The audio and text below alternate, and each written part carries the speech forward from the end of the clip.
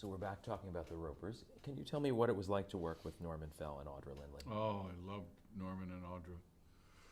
Audra was, I didn't know that, well, in that particular show, I remember the first taping, we did the first dress rehearsal, went fine, and then they would come and give you notes after dinner. And they had to do a cut or something, or rewrite or something, and they gave me the note, and I went, okay. I remember also having a, when you're a young actor, you come from the theater, you're sort of snobby. I mean, you sort of, you kind of look down on this. So when they would give me a note, I think I kind of went, yeah, I got it, you know. And they said, will you stand up and do it, please? I was shocked. And I looked over at Audra. And Audra comes from the theater. She's a great actress, was a great actress, is a great actress. And I remember her looking at me going, sort of like, guess where you are, pal. And I stood up and I did it. And I realized that was it, you know. And now, gosh, I like, even on film, I like them directors talking to me. When we just did Arrested Development, Mitch would talk to me on camera as we were doing it. It's funny how you get used to those things. And Norman and I got very close. And we would go have lunch and go to the club. He was great. He was somewhat of an intellectual with that mug, if you can imagine. But he was a big reader, very serious about the theater. I really liked him. I admired him very much.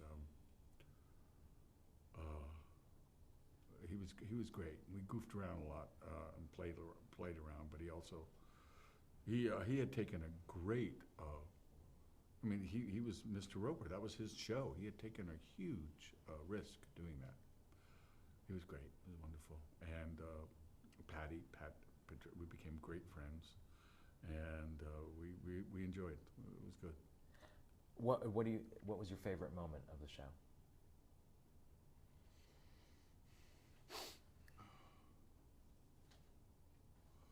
I guess I liked the Friday rehearsal that we did before we took it on the stage. Oh, it was also Dave was our director. He did the Carol Burnett show, and I became very, very. Dave Powers was his name, and Carol Summers, I believe, and we became great pals. And Dave had a great thing that he would always, in talking, he would always look at his watch because he was always how long it was. Oh, and also that was a great place. You have to understand that right next door, Archie Bunker was being. So you would go and you would watch them rehearse, and then you would go up.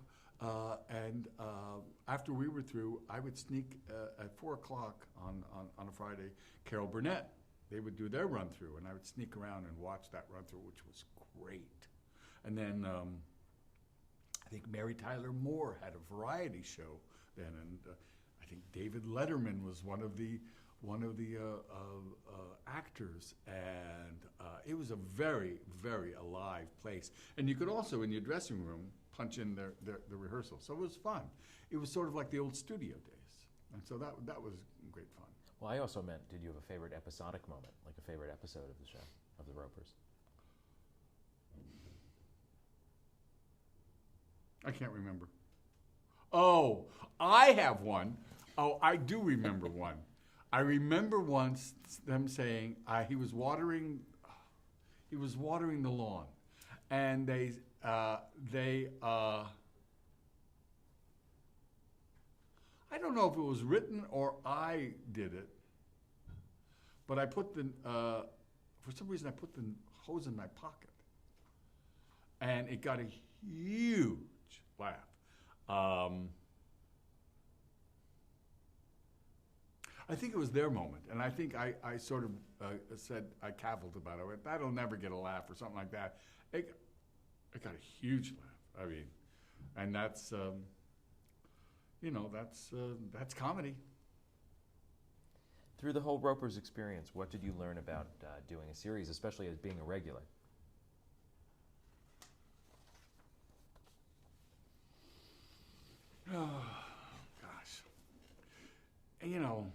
Yeah, again, I, I found myself in a place that I was not comfortable with. I was not comfortable with success. I was not comfortable with autographs. I was not comfortable with having money. I was not comfortable with getting a whole bunch of with having. It just not. It wasn't hard to do, and I made it hard. If I go back, I would have had a nicer. I was a young, nervous actor, and I worried a lot of projects.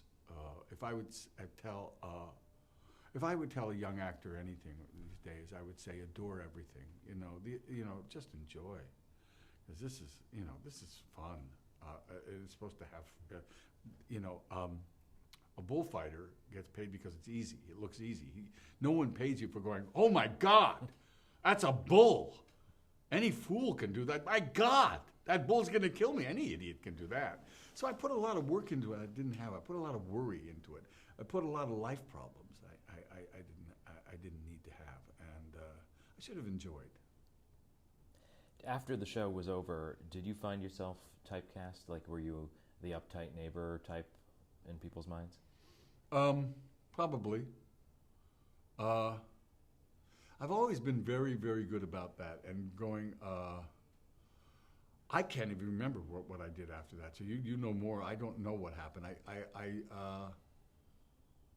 Well, we can talk about a few of those roles Please, afterward. yeah, go. I mean, for one thing, you then popped up a couple times on Three's Company in different roles. Oh. Tell me about. Well, these were working my with them. buddies. They would call me for my idea was they would call me when the episode wasn't that great, and they would call me, and I did 3 episodes with them. I can remember that one was a crazy dentist. One was they were all crazy. One was another crazy guy that she was dating. Chrissy was dating, and they were my pals and my buddies, so I would go and do that. I enjoyed it. Those things are still out there on YouTube. They're still there. What was it like working with John Ritter? One of the nicest guys in the world. John was. There are 2 people, and they were friends, and Henry is my friend now. There's John and Henry Winkler, and there were 2 guys that, without a doubt, are the nicest guys in the world. He was so generous and so funny, and he gave and sweet, and I loved working with him. And if you look back at our episode together, he's actually breaking up. Both he and Chrissy are breaking up. Or no, Joyce is breaking up. We had so much fun. He was top of the line. And the other, you said we'll talk about what some of the post-Roper's roles are. Hill Street Blues. Do you remember? Hill Street Blues was was a great break for me, and I did my first episode, and they just kept writing and writing until one day I walked in, and they said, "Come in for you're playing the judge." No, you're playing the attorney at that point. Come in for your costume fitting. I said, "But we have my suits." And they said, "No, come in for your costume fitting." And there were a number of dresses that they wanted me to wear because the judge, that's right, the judge at that point started cross-dressing. That was when you were Judge Alan Wachtel. Right? I was Judge Alan Wachtel. And I remember saying, do I have to read? They said, you have to read for it. I went, I have to read? I, who have done Injustice for All, I, who have done The Ropers, have to read? Well, I had to read, and I got the role. And it was truly one of the luckiest ones. And that was truly one of the really great experiences. That was quite a cast, quite a time. That was something. You were recurring. Mm-hmm. What was it like when the judge started cross-dressing? What do you feel about that as an actor? Love it. That's my line. That's my deal. That's what I do. There's in Shakespeare's troupe, there was a line called the eccentric. He was the guy who played Sir Andrew Aguecheek. He was, and I sort of look for that. I like eccentrics. I am eccentric in my head, and I like that role. I like roles that have degrees of difficulty. I'm sure we'll talk about Hank Kingsley, but Oh, yes. the admixture, I like that. I like that a lot. And you were working with, as you said, such an amazing cast on Hill Street Blues. What was it like doing an hour-long versus a sitcom, working with this established ensemble cast? The writing was through the roof great. The cast was through the roof with Daniel Travanti and Joyce. I had a big crush on Joyce. And those boys, I mean, they were great. And they were, I remember them the first years, they would stay, you would go on the set in the morning, they would all be, they were so happy to be in that, in their own company.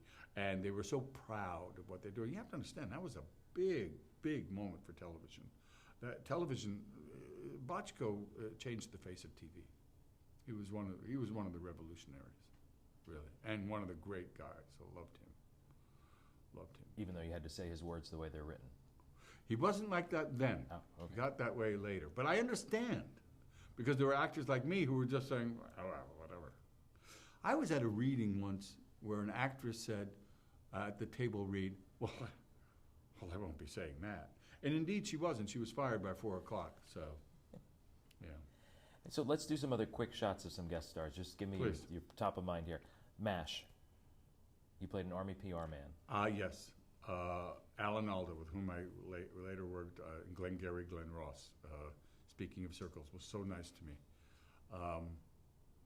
My mother, I called my mother. I said, "What do you think?" She goes, "I liked everything except I didn't like your costume." I said, "That's the uniform of the United States Army." She said, "It's not for you." Okay, Barney Miller, 1981. Nervous. I love doing what we're doing, by the way. Nervous. I remember offending, I think, Hal Linden, because I was talking about a piece of blocking, and he was trying to figure out something, and I meant, if I move this way, I can help him with the blocking, and I said, "I think I can help you out." And I think he thought I could help him out with his acting. And he didn't take that really well. And so I was sort of put on ice for that. I was sort of like, but it taught me a lesson. I loved them. They were groundbreaking. They were great. It was wonderful. Noam, the Pitlick? director, huh? Pitlick? Noam Pitlick became my very good friend, and I loved Noam. And I remember his laugh and his encouragement. But it taught me something. From that thing, I learned always, the worst thing you can do is not talk to a guest artist. You must talk to your guests when they come on. You must say, "It's good to have you. What you're doing is great." Because what happens when these shows get going, they don't talk to you. And that I've always made. I thank background players. Thank you, guys. When I was doing just recently the Mamet piece, David Mamet, Phil Spector. I remember David and his wonderful Buffalo Mike is his producer and was the first AD for that. And they would tell the background players and also encourage the background players. I'm a big fan of that. Coming from, anyway, they were great. It was wonderful. More. I love your question. Okay. So you talked about how you like to watch the rehearsals for Archie Bunker's Place. Then there was Gloria, 1982, the spinoff. Was I in that? That's what I have. What did I play? We can skip past it. Gloria. Who was in it? Sally Struthers as playing Gloria in this. I was in it? How was I? You were wonderful. Let's go to 1983, Oh Madeline, the Madeline Kahn. Great. I had to do a steam bath scene. I was kind of uncomfortable with that. She was great. One of my heroes. Women in television. Wow. Tough. Pretty. Comedian. Hard. Tough. She was smart. She knew what she was doing. Loved it. I loved her.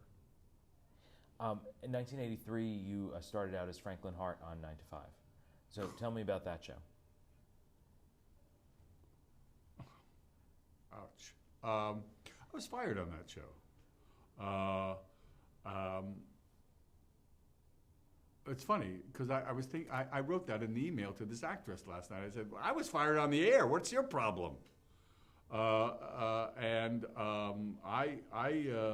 knew it was coming because my exec producers, I just met one of them. We revisited each other backstage the other night. They were fired, and I went, well, they brought me on, so tick tock, tick, and then people go, oh no, you're not. I went, it's coming down, and bam, it was. They fired me on the air, and it hurt. It really, really hurt. What I didn't know was we're going another way. It means you're fired. I thought it meant we're going another way. So when they said we're going another way, I went, well, great. Well, that's good. What way are we going? And they went, no, we're going another way. I went, it took them a year to fire me. It was so, I went, oh my God. The only trouble was I was backstage on the phone when it happened, and I had to put down the phone and do a 3-act Feydeau comedy, having been fired from them. Jane Fonda's henchman fired me. And looking back on it, they probably should have. I have no idea. I don't know that stuff. I think it was a good life lesson. I think I cried for a couple of days. Well, the show didn't last, so. Yeah. So there. Yeah. Also, that's fire me. That same year, 1980. You know, I teach and I say you will be fired twice. Kazan says that in his book. You will be fired, and you know if everybody likes you, you're doing something wrong. But that was so political. That same year, 1983, you played fired? Sharaf. No, not fired. Played Sharaf in the Sharif. In the Sadat movie, the made-for-TV movie about Anwar Sadat. Yes. Opposite Louis Gossett Jr. Yes. Tell me about that. We went to Mexico. We shot it at I think Chinichita. I had my first shot. I had to walk up 3 flights of stairs and say my speech. What I didn't know is and I was heavy at the time. Was that the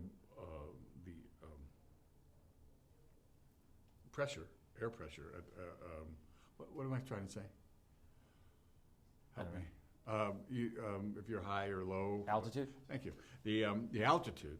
What I didn't know was that the altitude is different, and so when I got to the third step, nothing came out. It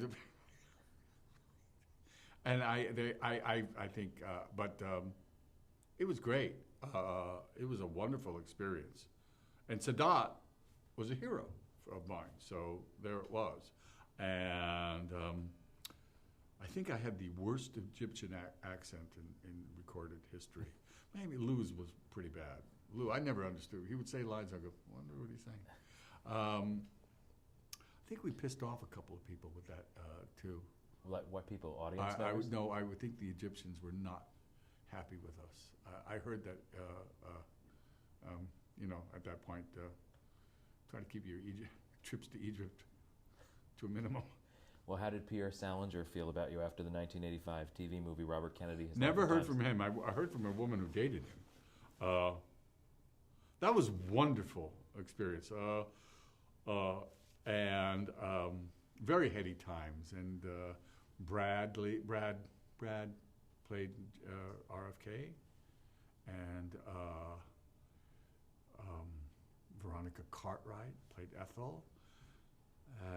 But I remember shooting in that hotel, and I remember actually walking through that actual kitchen. The Ambassador? Yeah. And that was very, very surreal. I think I was heavier than Pierre Salinger. He might have been offended by that. You never met him, though? No. So, 1986, you starred in... God, I feel like I'm on This Is Your Life. I know. I'm sorry. I should stop giving the dates. My grandmother... stop sequential. giving the dates. Okay. A little after that, you were in the controversial series, Mr. Sunshine. Tell me about the... What was controversial about it? Because I'm going to get to... I read what they said here, but there's one controversy that I can ask you about. It's not major. Let's just say you were in the series Mr. Sunshine. Let's say it that way. What was the show about? A blind professor. Get this, a bald, bearded, blind professor. Hello? sure, it'll get picked up. And it did. It was really good. And Henry Winkler was one of the producers who later became a friend, and John Rich. And they didn't even think it was going to be picked up. I said, it's going to be picked up. Somehow, somebody told me it was. Somebody who wasn't supposed to. Somebody called me and said, you're coming to the, when I see you at the upfronts. And I said, oh, and he went, oh, I don't know if I'm sorry, oh. And I said, we're going to the upfronts. And they went, touch, you're not going to the upfronts. And I said, we're going to the upfronts. And we were on for 13. We got 13. I'm surprised we got 13. That was so much fun. Again, I sullied it with overwork. What was controversial? Hit it. Well, I guess what they're saying is controversial, and I don't remember this personally, is that because you were playing a blind man, that there were some blind groups that might have, I don't know. That was the least of our problems. Well, okay, tell me about the problems. Well, tell me about the blind groups. This is fun. That's all I know. Just that there was reaction from some disabled groups. I don't know what the reaction really was. Oh, well, how do you know it's controversial? That's what they're telling me on the notes. Maybe they were saying, hey, what a cool guy. Why does he have to be bald? Well, you tell me why he was a cool guy. Like, what was it like to play a blind man? It was so different. I mean, it was like, it was like there was this TV and then there's this blind guy. I think it was great. I thought it was a wonderful, series. I think it was landmark in a way because I don't know how it got on. I fully expected any time for someone to say, "Come with us. You're not supposed to be on." It was fun. It was hard. My only problem with that is every time they would send me, I never played a lead before, and I could have worn that better. And every time they would send me a script, I would memorize it because that was what I did in theater, and that was a mistake. Again, I put too much work into it. Well, I would imagine it would take work to be blind, master playing blind. How do you do that? No, actually, as soon as you get it, you have to leave it alone a little bit. You can't worry that. Actually, that was part of the problem. No, it was really, really fun. And I knew it was going to go off the air. We were up against Dallas. So you have a blind, bald guy with a beard, and you have Dallas. Tick tock, tick tock, tick tock. Come with us. Yes, bye. Well, but then you moved right on the next year to become a regular on ABC's Max Headroom. Tell me about that show. People say I've been on two groundbreaking shows. One is the Larry Sanders Show, and the other is Arrested Development. I'd say, I've actually been on three. I've been very, very lucky. That was a groundbreaking show. That reinvented the wheel. Lorimar, there was this thing called Max Headroom. I didn't even know about it, and they just they had me come down. They offered me the role of the assistant editor, Max, and I entered this world of Peter Wagg, and it had come over from England, and it was one of those scripts that you would read, and you have to read it again and read it again. It was so thick and wonderful, and there we were on the cover of Newsweek magazine. And there were computers on the set, and there was computers behind the set, and it was terribly expensive. I think we were, in that day, and those are the 80s, right, late 80s, $2 million per episode. So it was fun while it lasted, and Matt and Amanda, great. And you were often acting opposite this computer-generated character, correct?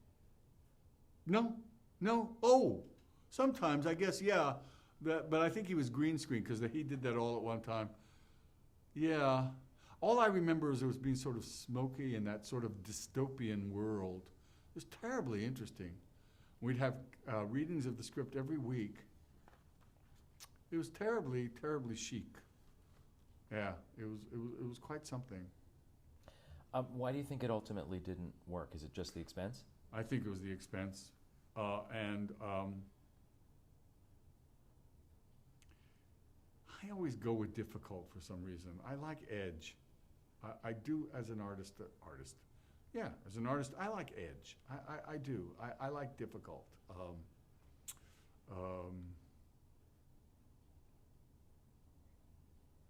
There's the Ropers and there's Max Headroom. I like the Ropers.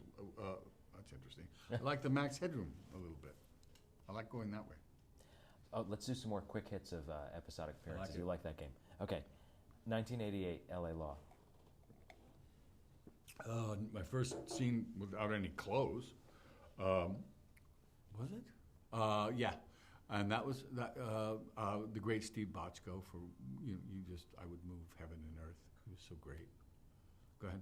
You were playing Gordon Salt, who's the half brother of. Oh, that's right. I was Alan Rachen's double. I was his twin brother. Right. Yeah. Right. And I think I just did. Didn't I do one show? No, you did a story arc, a couple episodes. I did. Yeah. I wonder how I was. Do you remember what it was like working with that cast? There's always something very benighted about about a Steve Bochco cast. They're the best actors in town.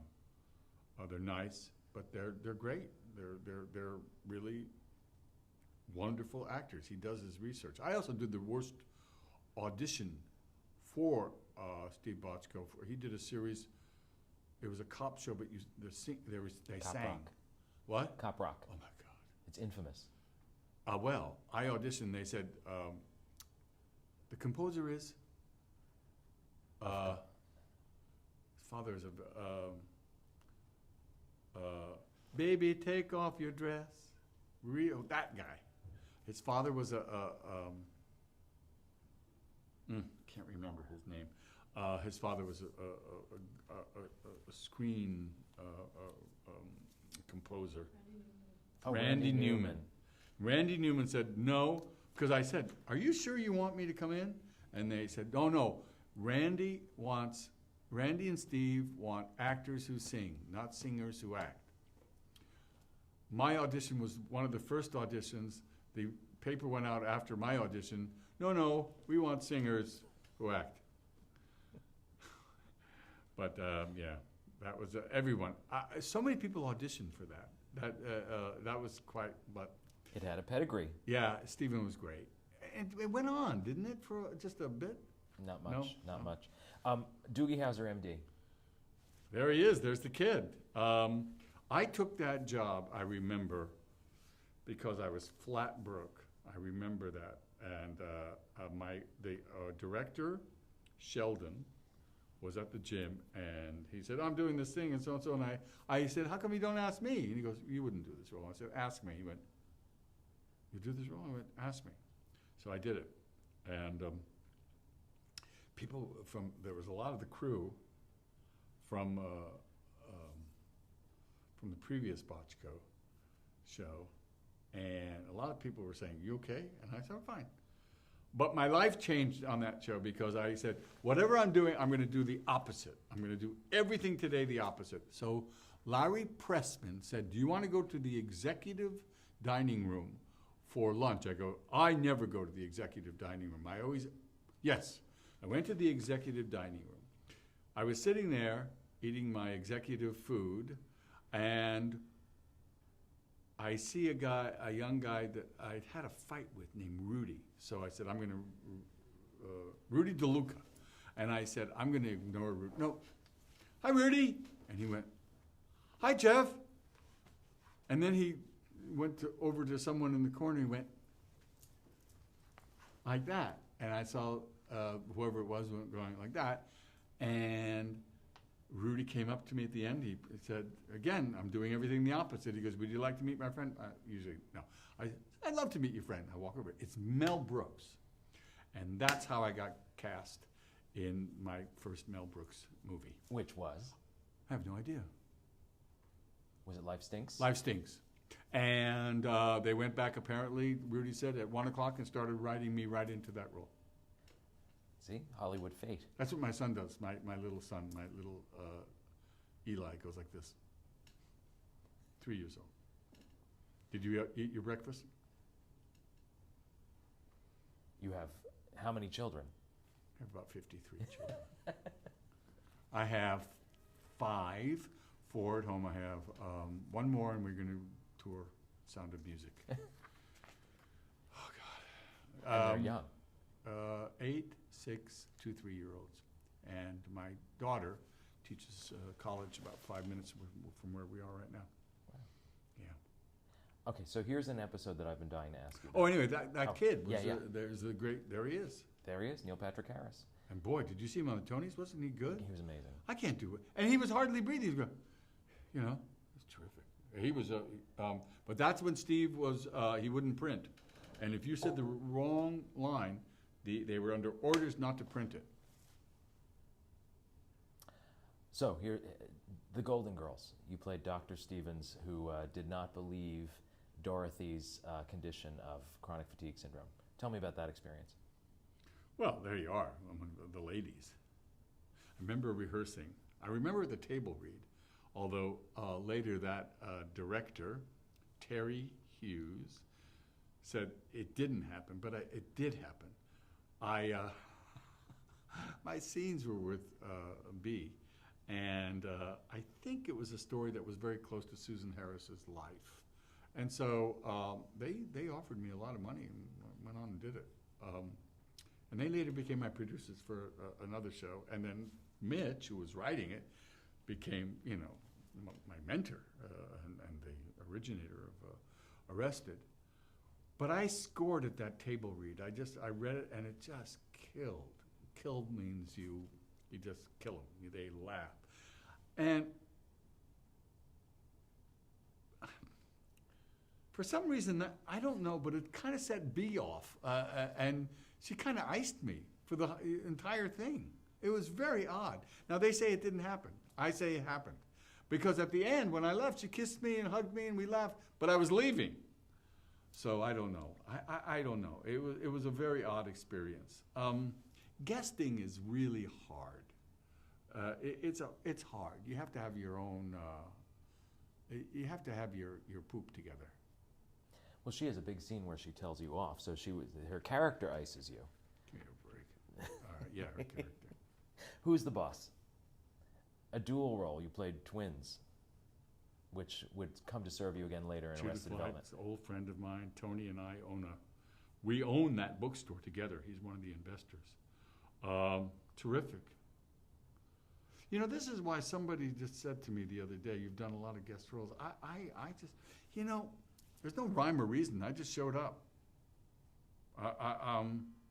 That was fun. I enjoyed that. Tony was very nice. 1990, Tales from the Crypt. Great. One of my people asked me what my favorite role was, and that is it. It was the first time I actually changed my appearance from head to toe, where I played a Charlie Marno, about maybe 800 pounds. He gains 100 pounds with every telling of this story. And he was ugly. And on the theory that we all think we're ugly, it was quite cathartic for me to play that, opposite the great Demi Moore. But I didn't get that. I was having trouble with that role until I walked out of the trailer one day and I saw people on the street just go like that, because they thought I was real. And I went, I got him. Just that reaction, I got him. I understood. And I loved that role. I loved it. I cried when it was over. It's only a week long, but it was so cathartic to play that, get a hold of that stuff. And following that, the series American Dreamer. Oh, Bob Urich, what a guy. What a dream. Gary Goldberg. These guys were great.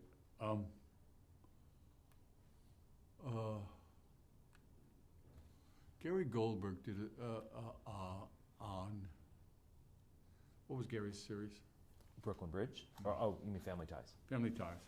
He did a thing on Family Ties, and I've never done this in my life. He did a thing that was sort of like an Our Town spin-off.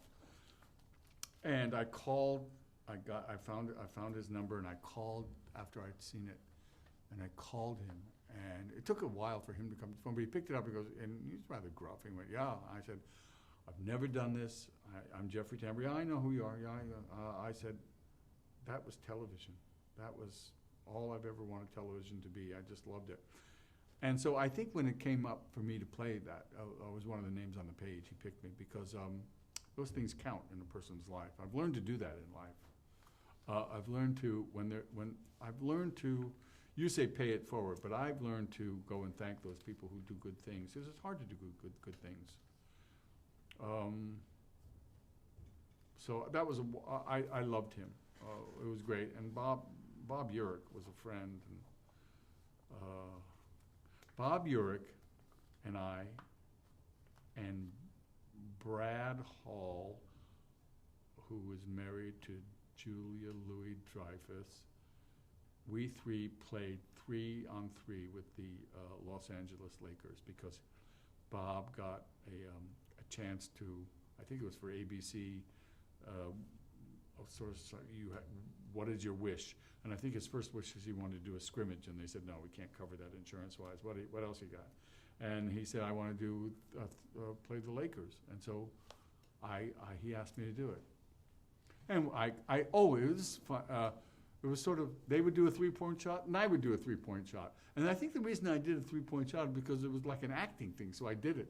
And then they decided to, they had to go, and then they beat us, they killed us, but that was, I'll always remember that. And I remember there was a special time when he and Heather, his wife, she was playing his wife on the role, where she's no longer living, but it's a flashback, and they're dancing to one of my favorite songs of Van Morrison. It's a Fabulous Night, from Moondance, and it was one of the prettiest scenes I've ever seen. Gary really knew how to do that. He really knew how to do that. He was quite a guy. Well, tell me about your character, and then I want to get to Larry Sanders. He's that guy again. I mean, he's that guy. He's that foil. He's hard-bitten. He's the antagonist. Not a lot to say. Well, let's go to something we will have a lot to say. Larry Sanders Show. Yeah. How did you come to be cast as Hank Kingsley on the Larry Sanders Show? What was his name? Hank Kingsley? No. What was the guy that I said I looked up on Google and I forgot his name? What? Oh, Alan Zweibel. Okay, good. So I go in and I meet Alan Zweibel for a project at NBC. Alan Zweibel and I look at each other. I'm not right for the role, but we really like each other. But the reading went really well, but I'm not right for the role. We're not going to get past NBC with it. Alan Zweibel turns to me and says, but listen, my friend Gary Shandling is doing a series, and they're having trouble casting this role. Would you mind if I made a call to Gary? And I said, please. The next day, I'm in Gary's office, auditioning for Hank Kingsley. That audition is on the DVD. So Alan Zweibel changed my life. Or he got me in front of Gary, who changed my life. And I met Gary.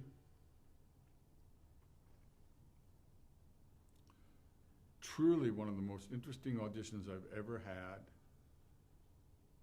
There comes a time when there's about 5 characters in your life, 5 instances in your life where you just got it. And that again was that instance. I went, I know this guy. I know Hank. I knew Hank. I loved him.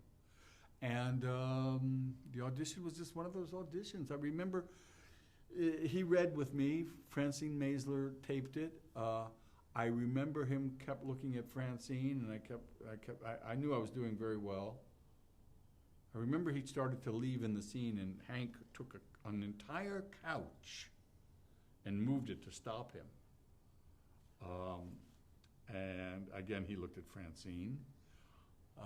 And then he told me to wait in the waiting room. He was auditioning somebody, and during the audition he went, I'm still thinking about you.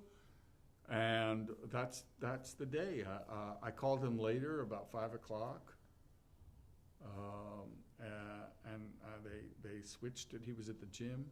They switched it, and he came on, yeah, what is it? And I said, they switched the call to the gym. And I said, I've never done this before, but I really want to play Hank. I just really need to play that role. I said, I've never done this. And he goes, but Hank would.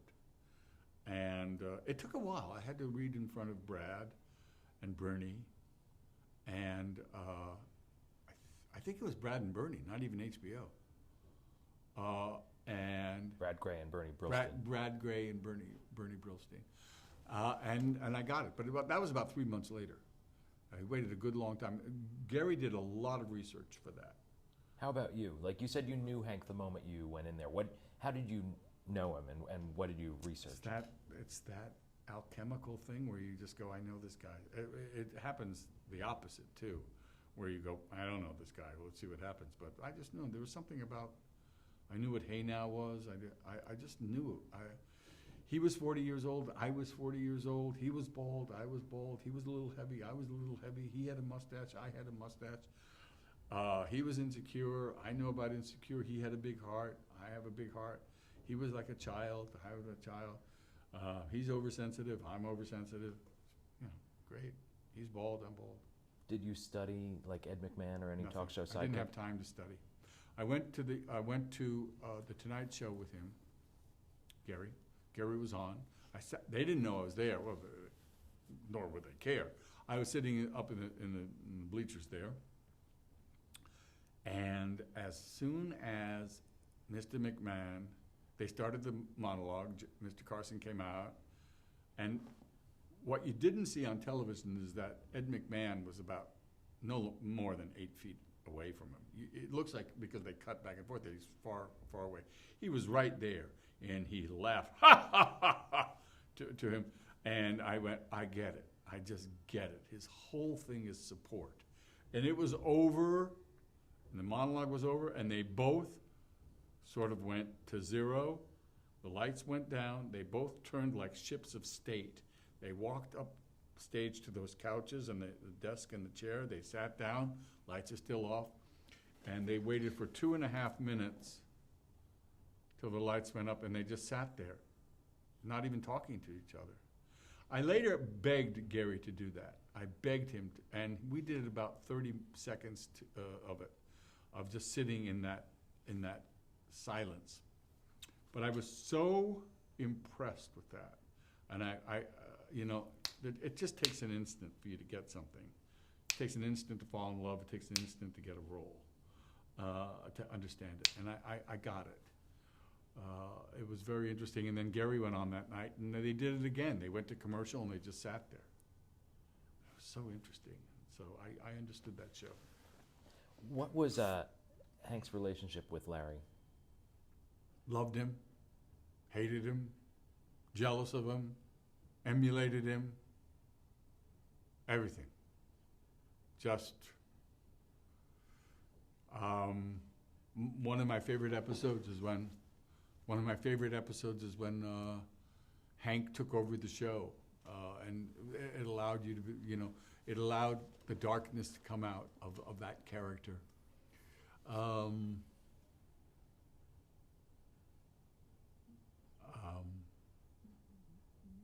It was not the one thing about that show is that in regular television, mostly your character is not allowed to change too much. You do the same thing, or you have the same sort of purview week after week. Hank changed. He just changed from week to week. Why? Because he was real. And Gary and his writers went beyond a joke to get at character.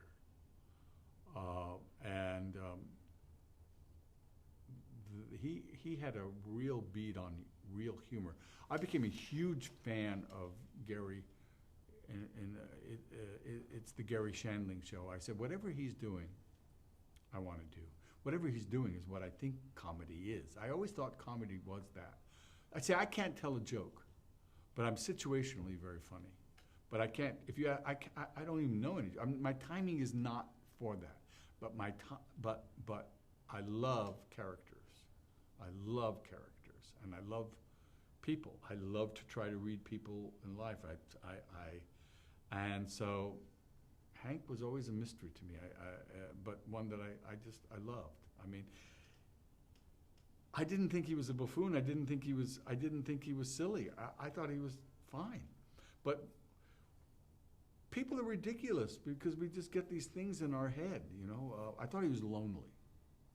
Did you think he was likable? Oh yeah, I did. I didn't understand when people said he was a buffoon. I went, what are you talking about? I think when people get so lonely, they get silly. I think people are looking for love so much that they just do silly things. I certainly did. I mean, I stood out in the rain waiting for my wife to go get in her apartment after her job because I was so much in love with her, so why wouldn't Hank? You know? Was it ever challenging to play Hank with some of the traits that he had? No. See, that's the thing I knew about him because I came from that sort of thing. It's the Russian Hungarian. I went, of course. Of course, when they invite him to play cards in one of the episodes, he bursts into tears. It wasn't in the script. But he was so happy to be invited. You know, it was just, I understood that part of him. Of course he's going to do a sex tape. Of course. Of course he's going to have a business with a look around, a revolving restaurant that sort of bumps. I never, and he also had a dark side where he wasn't really nice. That was an addition that Rip sort of urged me onto. Because one day I said, he says, what's going on with you, Rip? We're waiting to do a scene. And I said, oh, I was just rude to Michelle. I don't like being rude to, I was in a bad mood and I was rude to her. And he went, but you should put that in the character. And I did, because that's very prevalent in the business. People rude, people overbearing, and treating their assistants horribly. And so I thought I'd put that in as well. Tell me about Hank's relationship with his character, Artie, with Rip Torn's character. My favorite scene is he's asking Artie to make him strong. He says, insult me, go ahead, I can take it, insult me. And so Rip Torn, a walking acting lesson, ripped into, no pun intended, ripped into Hank, and Hank just burst into tears. They were buds.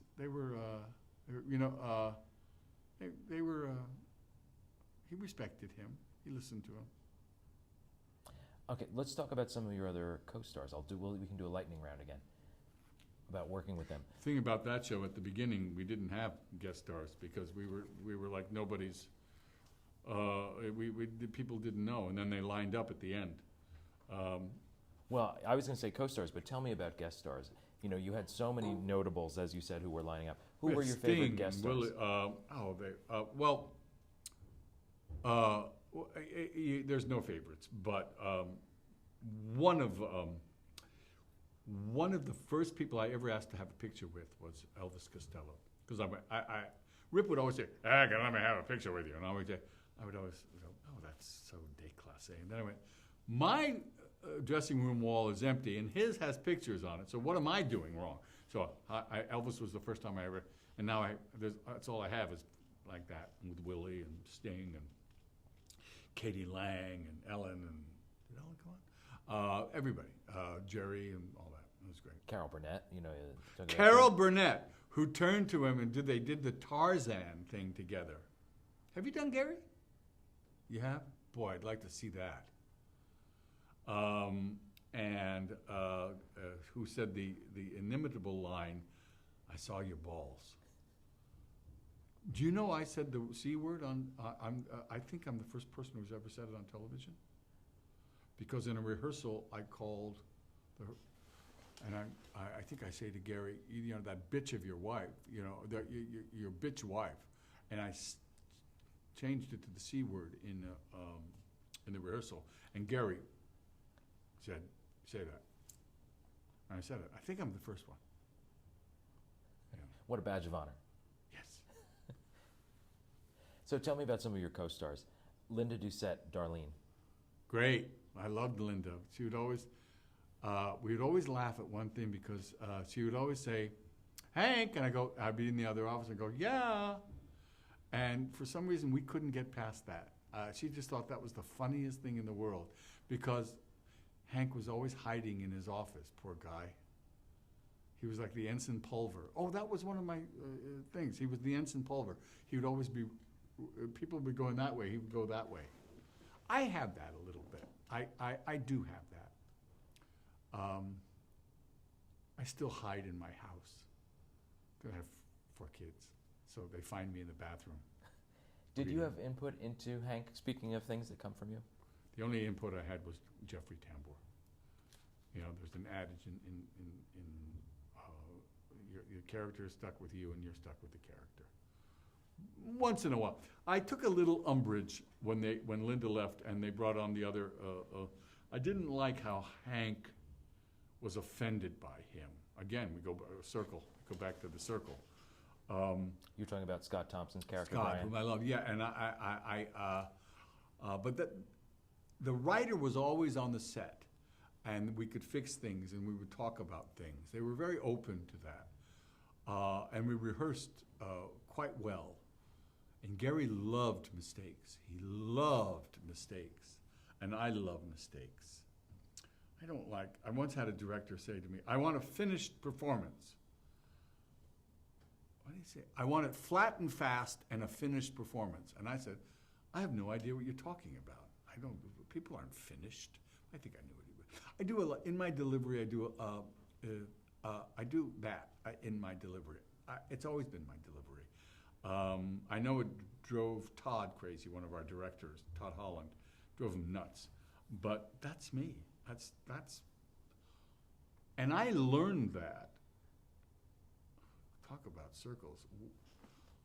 I was auditioning for a play in junior high school, and I didn't know, a woman came over to our house, Lillian Marcus, and she said, "What are you doing?" I said, "I'm going to audition for a play." And I said, "What does that ... mean?" And she said, "That's when a character is thinking. That's when somebody is thinking." And I went, it was like an acting, I went, I understand acting. I understand what it is. And I've always brought that to my characters. I've always brought that, for good or ill. Some people don't like it. Some people, it doesn't cut well. I don't. That's the way I do it. That's their job. Yeah. So we talked about, I want to say we referenced Scott Thompson as Brian. We were talking about the homophobia that Hank had a little bit for him. What about Janine Garofalo as Paula? I respect Janine Garofalo so much for all the things. She was great. She's a reader. She would always have these big tomes on set. She was always reading. But she was great. Her career just skyrocketed. And Jeremy Piven and Wally Langham. My God. Tell me about Wally Langham, about working with him. One of the nicest, sweetest guys. I love Wally, and I would do anything. That cast, we all knew that whatever this thing is, this 7 years, it was so special. We knew it. We were so lucky. We loved Gary. Gary is truly one of the most interesting people in the world. Is his own person, has integrity with a capital integrity, and we all knew this was very. We were handpicked. We were very special and honored. And then what about Penny Johnson as Beverly? Penny was a killer. I mean, she would just always go. Penny was, she said, what went in after me in the audition. So she said, "I knew you were out there because they said something." But Penny was great. What an actress she is.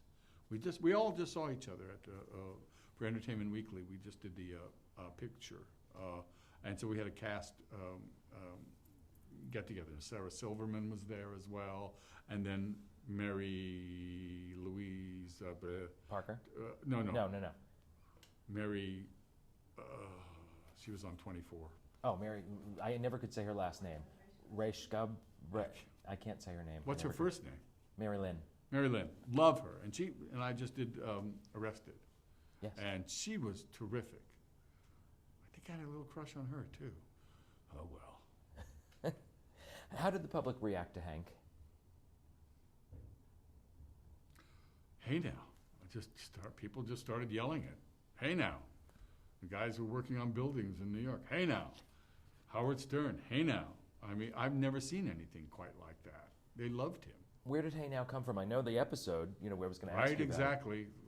he says it in the first episode. As a young kid, I said, hey, and then later on I said, now, and I put them together. It's the best piece of writing I've ever, and now it's, hey, people come up and either say, there's always money in the banana stand, or hey now, one or two things, or go fuck yourself. One of three things. What was a typical production Cut week? that. What? What was a typical production week like on Larry Sanders? Hysterically funny. Table read, rehearsal. Gary was hard to corral. He had so many hats to wear. We got looser and there was one of it's getting cold again.